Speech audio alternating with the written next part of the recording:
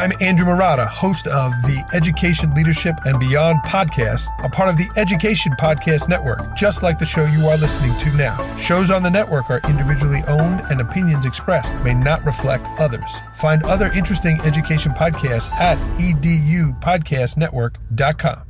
Hey, welcome back. Steve here, and today I'm talking with David Adams. David is the Chief Executive Officer of the Urban Assembly. Our focus today is on how AI is being used to improve the craft of teaching and how AI can help teachers become better teachers. Oh, this is so cool. Awesome talk. So much to learn. You're going to love it. Thanks for listening. Oh, by the way, before you go, it'd be so cool if you helped out the podcast. How could you do this? I'm glad you asked. Here are 3 ways. 1, you could tell a friend and share links. 2, you could go to my website and leave a review and subscribe. And 3, you could click on the link on my website homepage to buy me a coffee. And by doing this, you could donate $1 or $2 to help me address the costs, associated with producing the podcast. That'd be so cool. You are awesome. Enjoy the show. It's the Education Podcast, your favorite show, with lots of groovy guests and they share what they know. So crank it up to 10 and let your neighbors know that here's another show with Dr. Steve Millett. Oh, Teaching, Learning, Leading K12. Teaching, Learning, Leading K12. Teaching, Learning, Leading K12. With Dr. Steve Millett. David Adams is the Chief Executive Officer of the Urban Assembly.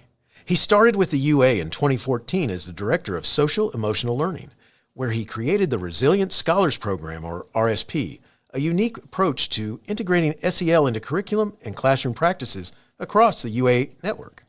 RSP has grown into a national program serving schools and districts in Los Angeles, Houston, Syracuse, and other cities.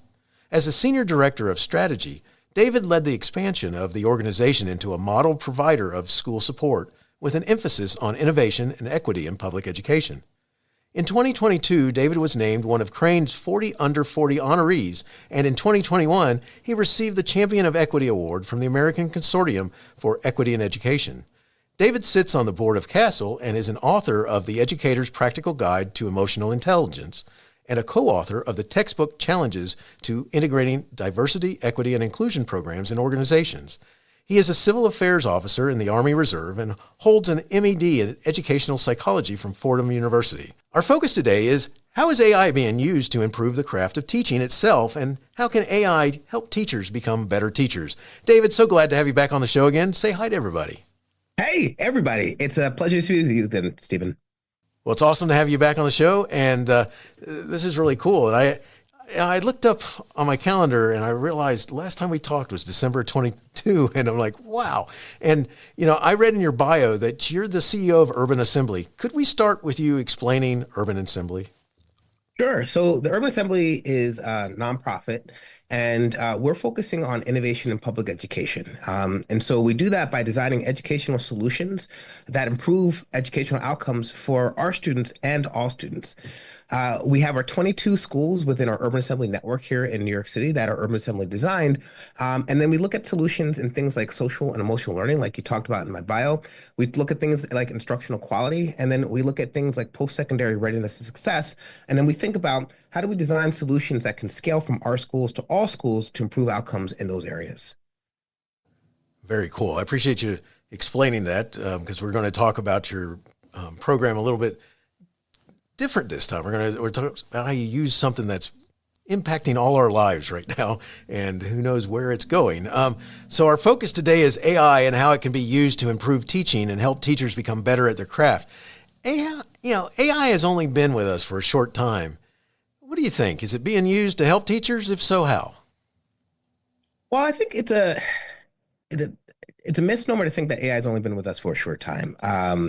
Generative AI, I think, has been a relatively new innovation in the AI space, but we were using machine learning, we were using feedback techniques for a good amount of time. As a matter of fact, have you ever had a advertisement be recommended to you? Have you ever had a movie be recommended to you in Netflix. These are all using AI, machine learning, to predict your preferences and your interests, right? So most of the use cases for AI had been in places like in advertising, but also in places like research and development, thinking about like how these large language models now can get from where we were to where we want to be right now. So right now, the difference in generative AI is its ability to kind of make outputs from our AI systems that really incorporate natural linguistic processing, that incorporate language, that incorporate emotional inputs, because they're really taking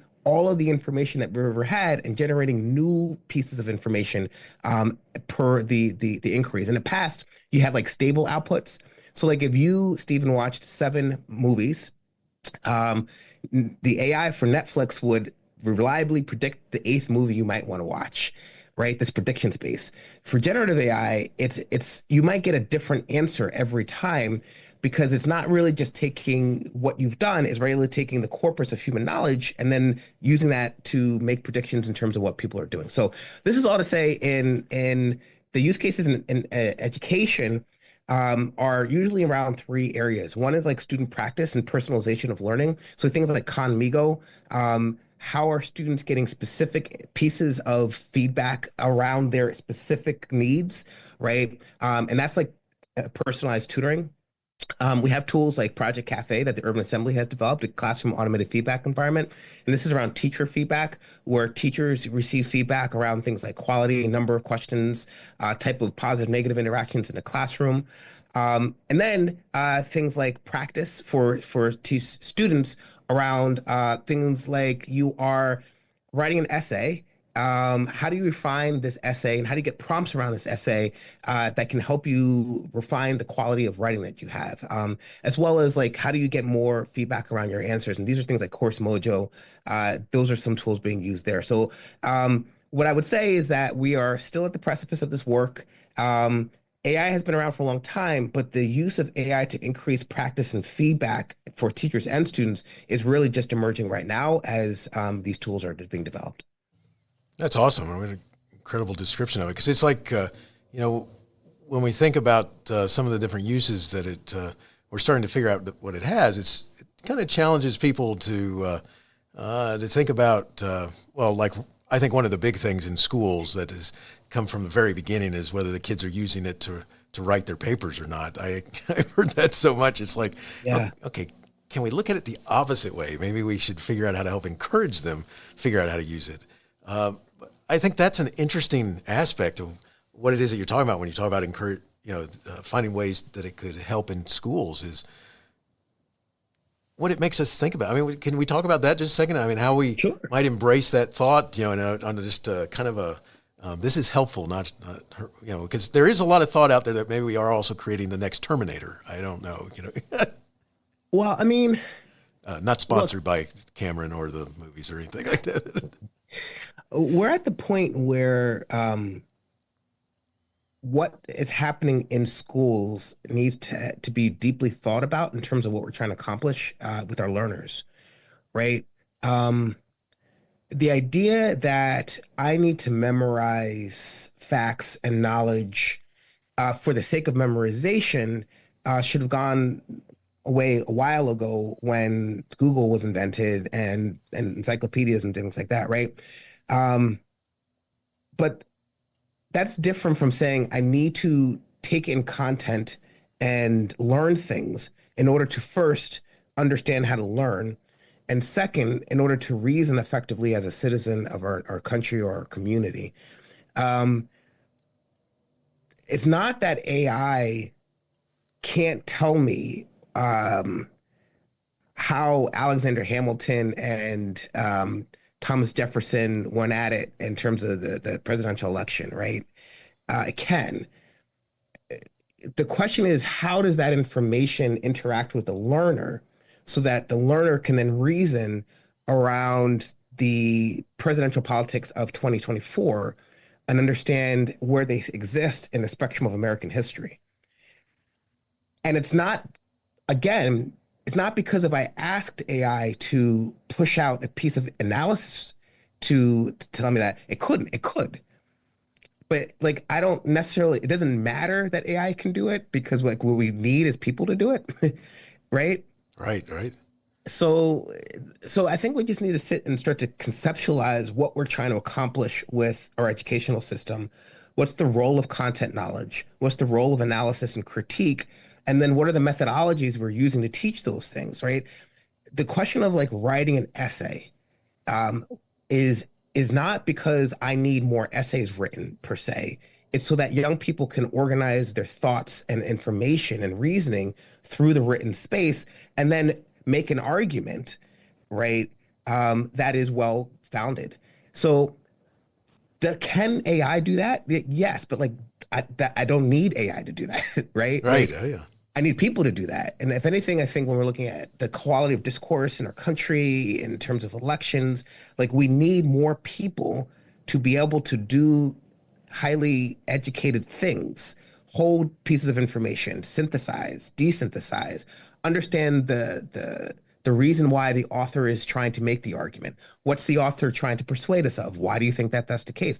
So moving from like literacy so that we can pass tests and get scores on literacy to literacy so that we can be effective human beings in a community, moving from history so that I can recite facts and data to moving to history so I can understand the context of the world around me.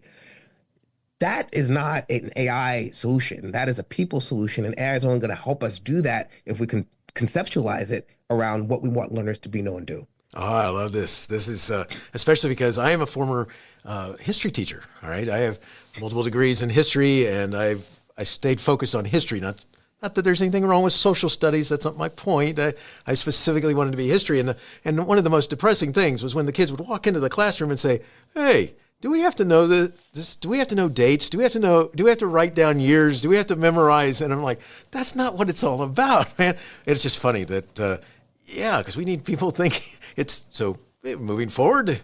We still got some thinking that that's what it's all about is to help us deal with not to memorize dates and times and stuff. It's like it's one of my I'm a fan of some sci-fi. This is very old, but one of my favorites is a gentleman from the past, Douglas Adams, who wrote a book called The Hitchhiker's Guide to the Universe. And of course, it's a very famous book. I love that book, man.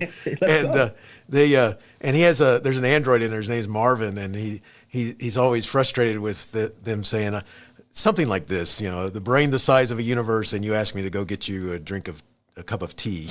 And I think it's funny because it so fits now. It's too bad the man is not alive now because he's kind of predicting where we were going to be at some point with, it's kind of as we're figuring out how it can help challenge us to think on just on a large level, a large scale, outside, different, not only boxes, but, just the idea that we get beyond just memorization of facts. And I think this is so cool what you're talking about. So that's going to lead me to this, which is if that's what's happening here, we're trying to get people to think at this bigger scale and get beyond, just asking AI to go get them a cup of tea or something. How do you think it's going to change the way we do school education? It's a great question. So going back to, I think, our earlier comment, right? Understanding the role of content. I find it really interesting.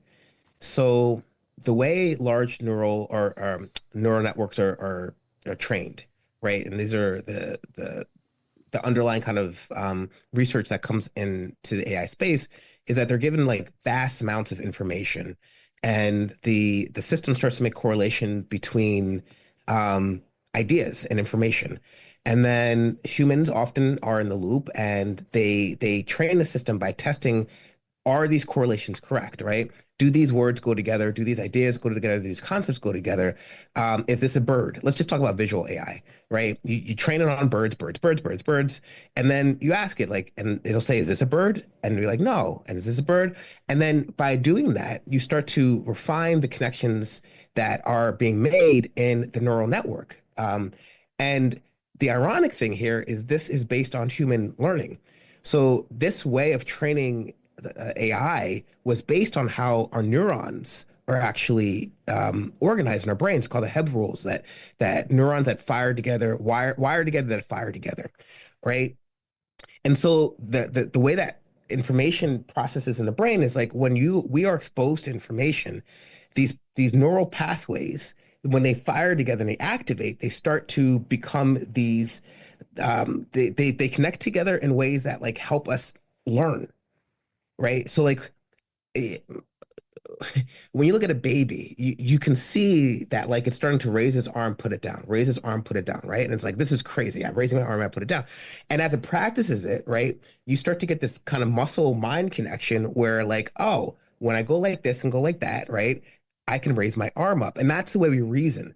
The information, the concepts, the constructs that come to our brains are then kind of like create these mental maps and schemas within their minds, which allow us to interpret information based on what we understand. This is all to say, right, that the role of content needs to be in schools is going to shift from like, this is a thing you should know, that to this is a piece of information that's going to help you reason about yourself in the world, right? In the same way, this is ironic, in the same way we do for machines. Now, the difference between machines and people is that machines have no agency in what they learn. There's no motivation, right? You can just direct a machine to like learn all the words in the alphabet or the dictionary in a well, whereas humans are not so boring, right? You have to create motivational structures for us to want to do that work. But the idea is still sound, right? We're going to take in information that gives us our ability to reason across domains of knowledge. And let me just say one more thing on this AI space. The test for AI is, can you come up with a novel response to a prompt that you've never had before? And that's the same test for education. Can you create a novel response, right, to a problem set or a prompt that you're unused to, given what you've known and what you've been trained on, but like what you've understood in the past. So that's the first thing. Secondly, this notion of feedback and practice is going to be ever more specialized, right? The idea that we need to teach to the center of the classroom doesn't need to be true anymore, and it won't be true in 3 years, right? We will be able to give each student specialized and personalized information around how to support their learning. Now, this doesn't mean that we're going to get rid of heterogeneous groupings and like move people into different spaces like this, because in fact, like when students are learning from each other, that's when the best kind of learning happens. As I said before, people need motivation to learn, right? That's the thing. But right, knowing exactly the gap between where you're at and where you need to be, understanding your zone of proximal development as a student, where you're going to be engaging in productive struggle at your very specific level in terms of where you're at and where you want to go, that's going to be a lot better than it is now. And it's not going to take 10 years for every teacher to do it at night and differentiate every lesson for 200 kids, right? That's not feasible. So that work will happen. And so teachers are going to be really focused on like, how are my students engaging with these tasks? How are they engaging with each other? How are the two tasks that our students are working on related to each other and how to the tasks student level and the interaction that the students are having with the students, the tasks and each other, how is that working out in real time? And that's what the teacher is going to be focused on. And then lastly, the teacher feedback point that we were talking about before, a teacher is going to have access to a whole bunch of data. They're going to have access to data about themselves. How many questions do I ask? What are the quality of my questions? Am I on the left side of the classroom more? Am I on the right side of the classroom more? Do I talk to boys more? Do I talk to girls more? How well are students engaging in the beginning of the day versus the end of the day? So all these analytics will be coming to teachers on a consistent basis in real time so they can really kind of master their craft with a lot less time than they had in the past. So that's my kind of vision for like the future of the very near future of classrooms and AI. Oh, I love it. This is awesome. You got me wanting to get back into the classroom. Get back in the classroom, man. Yeah, this is cool. All right. So now I've got to take a step this direction, because one of the things that goes along with with this world of the what's out there in our computer technology and all this sort of stuff is the things that people do that doesn't help us with our, with the protection of our information? So like we have, every time you turn around, there's cybersecurity issues. I mean, what measures are in place or need to be in place to help protect student privacy and their data and stuff when they're using these technologies? This is an interesting question, right? Because one would argue, and one could argue, that large language models um, are built off of scraping information from the internet that's copyright protected. So there've been many lawsuits on this. Artists have sued Dolly because they are seeing their paintings as derivatives. Musicians, when you're using AI for music, have sued because the training models were based on musicians who did not paid for their work. Same thing for arts, same thing for news. New York Times has sued OpenAI, so everybody's suing these AI companies because the corpus of work that they were trained on belonged to somebody. It belonged to people who thought about things, right? So let me just start with that. Secondarily, right, it's important to know that when you're using AI systems, if you're certainly using the free system, you're continually training the system by inputting information and refining its output. So if you ask a question and it gets it wrong and you're like, that's not right, that's training the AI system. Now, there are paid models and walled off models that you can use that don't go back into the training system, right? And so as we're developing our AI systems, we use them in a closed model so that student information or teacher information doesn't go back into the corpus of the training material for the AI and sits with the urban assembly. And most folks, when they're looking at student information, when they're looking at teacher information, the things that need to be attended to is making sure that you're using a model of AI that's close to your system, that's close to your ecosystem, so that it doesn't go back into the larger pool that people can use that information to train on in the future. So I would argue that I think privacy is a huge issue, that copyright protection is a huge issue with the use of AI. It's not an educational issue per se, right? It's more like it's more on how the models were trained. But certainly at the UA, we are looking at the highest levels of security for the systems that we use. And all of our systems are closed systems that don't go back into the larger AI ecosystem to train.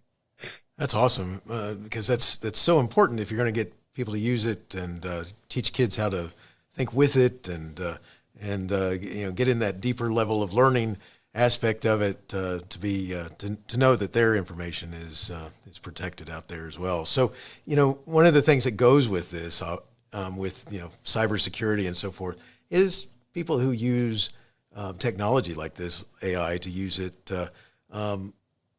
not in a good way. And so one of the things I would think that do you take time to teach kids about using tools like this ethically and responsibly? Yeah, of course. I mean, what we're trying to do in our classrooms when it comes to AI is teach students how to use these tools to augment and enhance their thinking rather than replace it. There's some good research that came out maybe 3 or 4 months ago that was looking at literacy, and that students actually with lower rates of literacy are using AI more, which is worrying to me, because what we want to use AI is to promote thinking and to promote cognitive engagement, not to replace it. And so what I want my students who are in lower literacy levels to do is to be engaged in the refinement and feedback process and practice process, not the replacement process, right? Going back to this notion of productive struggle, we know that moving through, we know that learning is challenging. It's hard. It's a social, emotional, cognitive process, right? And so to the extent that AI can be supportive in that productive struggle, we are engaging our learners at higher levels because they're targeted at they're better targeted tasks to students' ability in terms of stretching. But what I really worry about is not misunderstanding the purpose of the task. The purpose of the 5-paragraph essay is not to produce a 5-paragraph essay. It's to translate thinking into writing, use reasoning and argument and evidence to persuade or declare or inform somebody of a topic, right?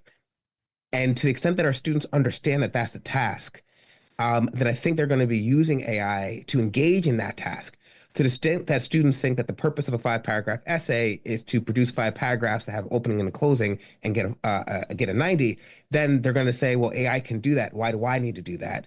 Right. So I think as teachers, as educators, and as a system, we need to get really, really clean and clear on what we are asking our students to do and why, and the role of these tools in enhancing and developing our students' cognition around what we're trying to get them to accomplish. And then to the extent that we do that, why is this important for who you want to be in life, right? We write a 5-paragraph essay, let's just say persuasive essay. Let's say you're tested on a persuasive essay at the end of the year, right? I mean, how often do people write persuasive essays in real life? Not that often.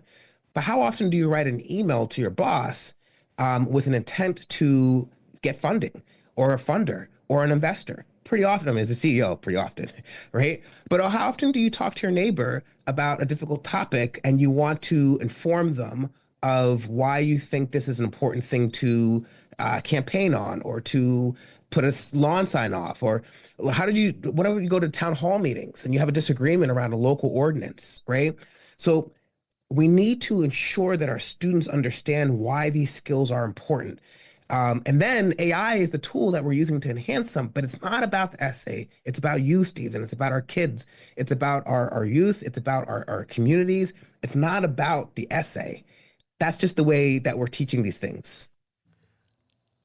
Man, I love what you're talking about, because that's one of the things that, because what really gets implanted is that, yes, I need to write 5 paragraphs, and I got to have an intro, and I got to have a conclusion, and I have the body in between, and then I turn that in and I get my grade.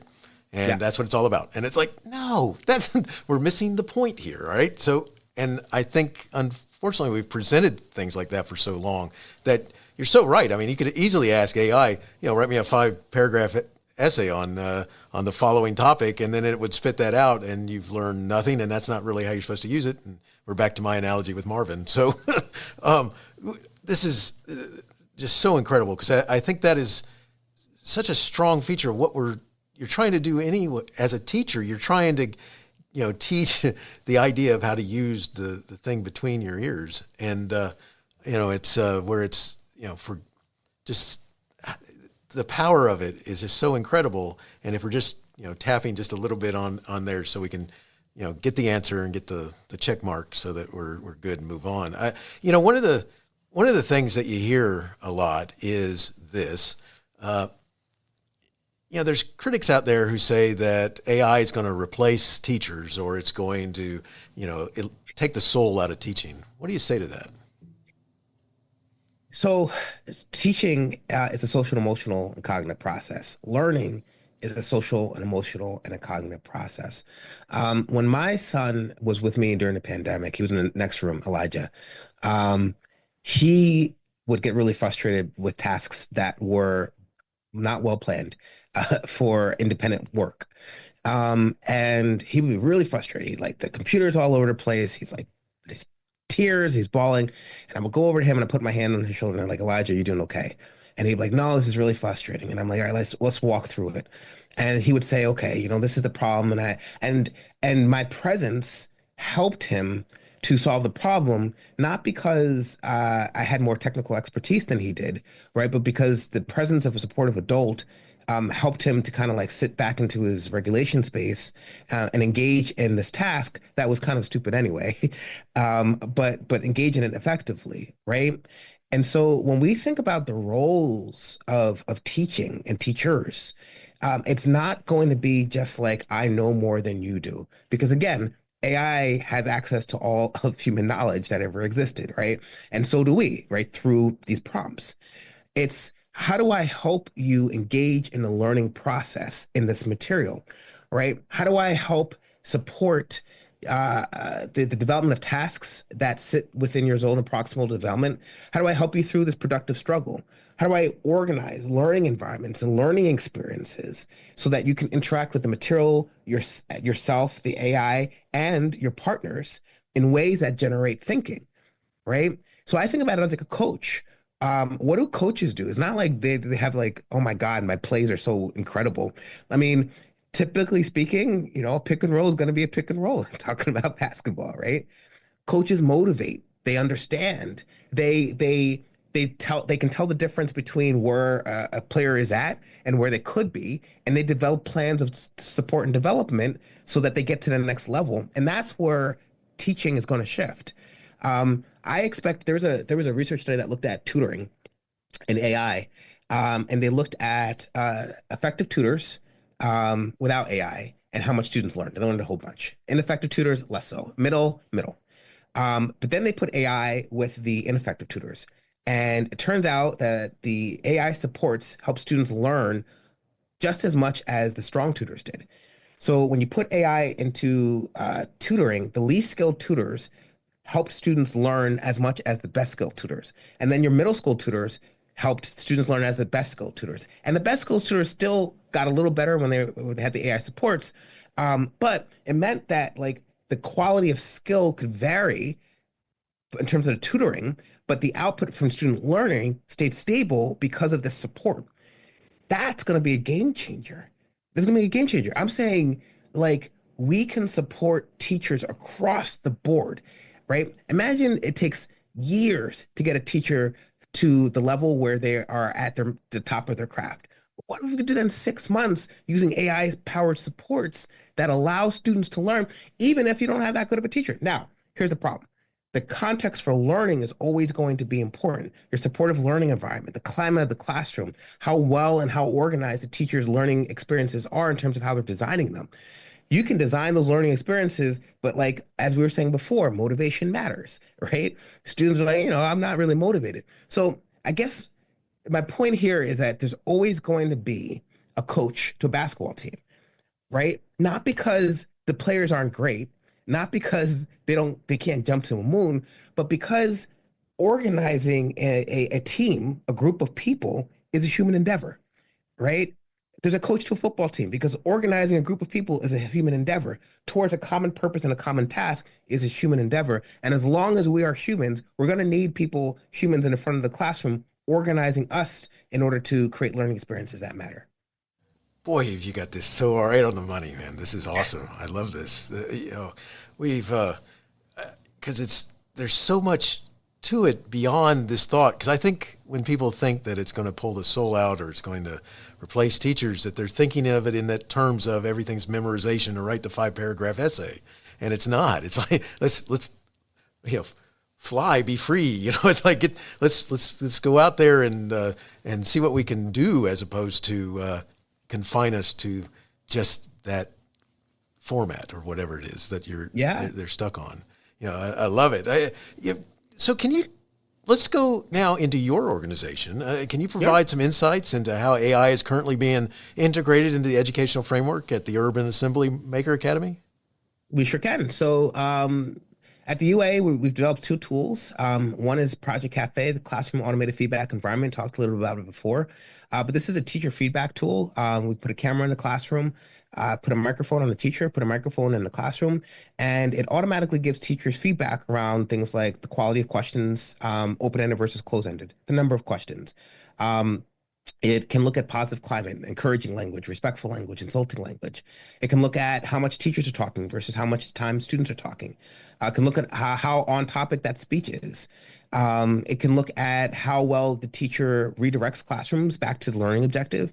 And even small things like wait time. How much time does a teacher pause before asking another follow-up question so that students have time to think? So our vision for this is giving teachers more feedback more frequently and really reducing the cost of feedback to teachers. It used to be the only way a teacher can get feedback is if they had another person in the classroom writing down everything they say and then talking to the teacher afterwards. You could watch it on a video, but even that takes time, right? So if time is money, automating this through AI allows an instructional coach to look at some really key interactions and then give that back to the teacher so that they can see how they're interacting with the student in ways that make sense, or a teacher can watch it and see how that those interactions themselves. So that's Project Cafe. We're really excited about that. We're piloting in about 50 classrooms across the country right now. Our other tool is called Counselor GPT. The problem with solving for that is that on average, a high school student only has about 39 minutes that they can spend with a college counselor, post-secondary counselor. And that post-secondary counselor may not have the most up-to-date information around things like labor market trends, credentials, that can help that student make good choices. So we have a AI-powered tool that looks at labor market statistics in the area, looks at credentials, looks at return on investment for those credentials, and helps a student make good choices about their post-secondary options so that when they do talk to their post-secondary counselor, or if they don't have one, they can just work through the tool. They know, like, hey, what is the return on investment for an RN degree in the Bronx? How long it would take me in earning to get back in terms of what I spent on that credential. And it may be that your 2-year or 3-year credential in registered nursing may be a better bet than another degree that's 4 years, but that doesn't really have a very strong job market for that at the moment. So those are the two tools that we're working on. And generally speaking, if it's about feedback, it's about information mismatch or information gaps, or if it's about practice, we're really thinking about how do we develop tools that can use AI to support those outcomes. That is awesome. So I got to ask you a question. So the feedback that the teacher gets, like, let's talk about the questioning. Does that happen like in an earpiece, or does it happen through a computer? Can you tell me about that? So we have a dashboard, right? So the camera's there, and about a day later, you get your feedback, and it'll give you all the questions you asked. It'll let you know what the open-ended questions were, what the closed-ended, and you can even click on the little circle, and it'll show you actually asking the question and how students responded. Because we were talking about this before, right? Learning comes through interactions, right? Yes. Interactions with materials, interactions with other people. So you can actually catch the interaction so that the teacher sees the question, sees the student response, right? And then can look at all the questions that they've asked in that period. So that's how that works. Love it. That is so awesome, man. All right. So what's your advice to schools considering implementing AI into their instruction or evaluation? What do you think? So the first question that you have to answer is, what problem am I solving for, right? What is the problem that I have? And now that will allow us to think about like how AI can help us. So like with Project Cafe, I know what the problem is. Teachers don't get enough feedback, right? And let's be more specific. Feedback is too expensive. Like, why don't teachers get enough feedback? Because feedback is too expensive, right? So how do we lower the cost of feedback to teachers? That's how we got to Project Cafe, right? So a district may have a question like, students don't get enough differentiated work. Or why don't students get enough differentiated work? Well, some people will be like, well, teachers are bad, but that's not the truth, right? The truth is that like it takes too long to differentiate the work, and integrating students' data in terms of where they're at to a lesson is very complicated and difficult work.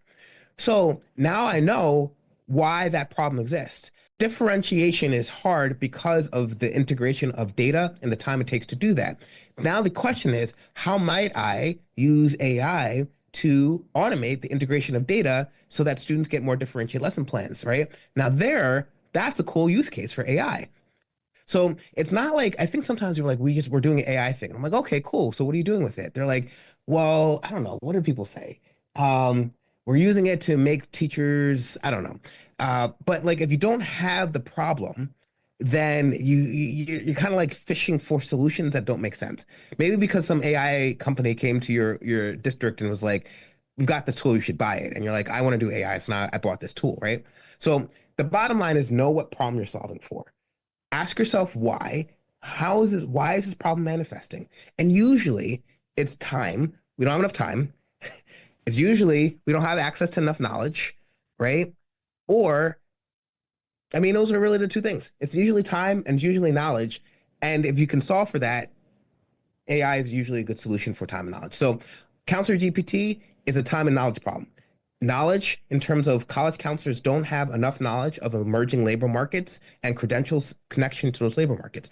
It's not their fault, right? It's like, it's impossible to keep track of that given the hours in a day, and they're meeting with kids. So we can solve for that. The time is that there's too many kids to a college counselor. So usually a ratio about 450 to 1, right? So instead of saying like, okay, the answer is hire 50 more college counselors, because then we're constrained by resources, like there is now an AI solution, how we develop it. So bottom line, know what problem you're solving for, understand the solution that AI can help provide for you. And if it's time and if it's information, those are usually good solution sets for AI to solve for. That is awesome advice. I appreciate it. We're getting ready to wrap up. And before we do that, David, where can our listeners find additional information, connect, and learn more? You can find me on LinkedIn. You look up David Adams Urban Assembly. You can find Urban Assembly at urbanassembly.org. You can find information about Project Cafe at urbanassembly.org. If you want to participate in Project Cafe or Counselor GPT, just shoot me an email, dadams@urbanassembly.org. I'll get right back out to you. And we're going to think about what the future of education with AI looks like together. Awesome. I love it. One last question for you, David. It goes like this. Do you have a teacher in your past who made a difference in your life? If so, who was it? And what would you say if given a chance to say thank you? Oh, yeah. I got my band teacher, Mr. Ronald Rago, is a great teacher. I don't have to imagine it because I say to him all the time, thank you for being such a great teacher.